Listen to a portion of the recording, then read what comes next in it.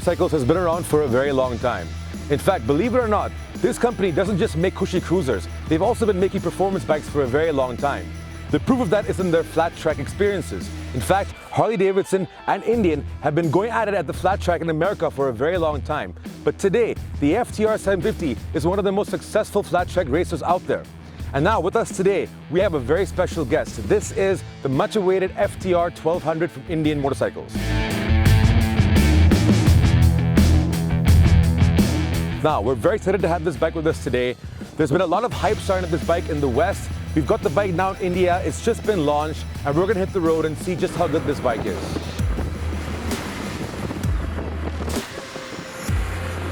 The FTR 1200 draws on the classic style of a flat track race bike and builds on the company's success on the dirt ovals of America. But it does it with the sporty, standard motorcycle that is intended to take Indian to a new direction. ABS is standard on all the FTR models. In fact, this one gets a 4.3-inch Ride Command LCD touchscreen display. In addition to switchable ABS and a touchscreen dash, the S model offers switchable traction control, wheelie mitigation control, and stability control via an inertial measurement unit, which takes lean angle into account. The S also adds rider modes, range, standard, and sport, which alter throttle feel and the intervention of the traction control system. The S model receives an upgraded adjustable suspension designed by ZF, the German firm currently building BMW's high-end suspension components. There is adjustability for preload, compression, and rebound damping at the front fork as well as the rear shock.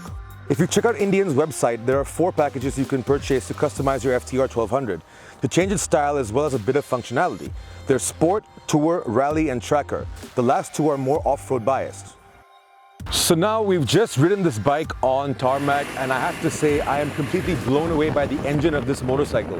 Now this engine has been borrowed over from the Scout model, which I also just so happen to like.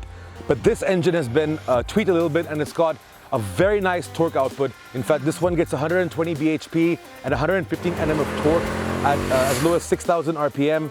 Now, let me just say the throttle response on this bike is absolutely mind-blowing. It's like a rocket going down the open road. Once you twist it, the bike just opens up and it boogies down so fast that you'll be holding on for dear life.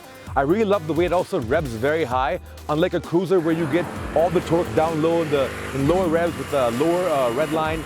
This bike actually feels most comfortable between 4,000 and 6,000 RPM, and that's where you get all that awesome torque to push you forward. The riding position also seems to be very nice. It's very laid back. It's a mix between a street fighter and a cruiser. So you've got a lot of leg room and you are in a slightly aggressive position with your hands on the wide handlebar. So I very much like the way the riding position is. Overall build quality of the bike seems to be very nice. It's Indian after all. Under Polaris ownership, I think that they've done a fantastic job with Indian motorcycles because everything that's come out of their factories has been spot on in terms of build quality and design. I also want to mention that the brakes on this are super fantastic on tarmac, and this also gets the assist slipper clutch, which makes a huge difference. But despite having the slipper clutch, the engine braking also works really well, and I've ridden bikes before that have had a slipper clutch that don't allow for good engine braking, but with this bike it's very nice. The suspension also, it is on the stiff side, but you can adjust it to how you want it to be. It is sort of in the middle between stiff and soft because this is again a hybrid motorcycle.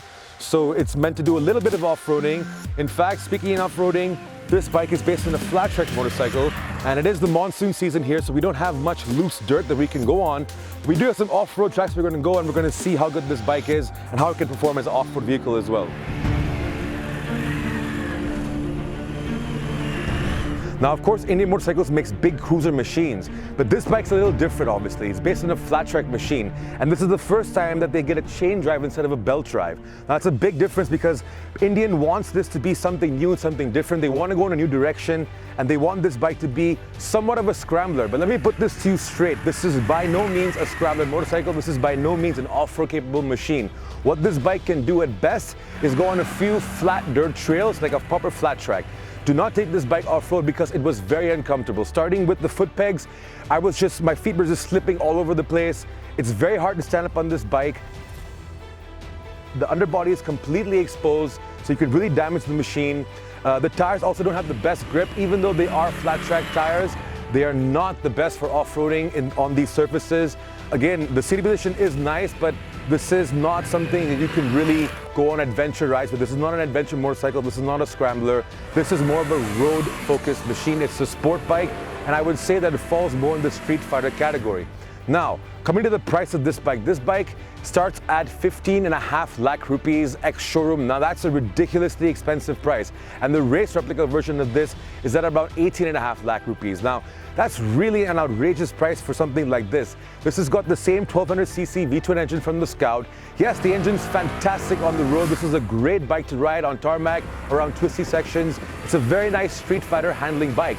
But overall, I don't see anyone really going for this kind of machine because it falls in a segment of its own. Its closest competitors will probably be a Triumph, let's say the Street Twin Scrambler, or even the BMW R90s.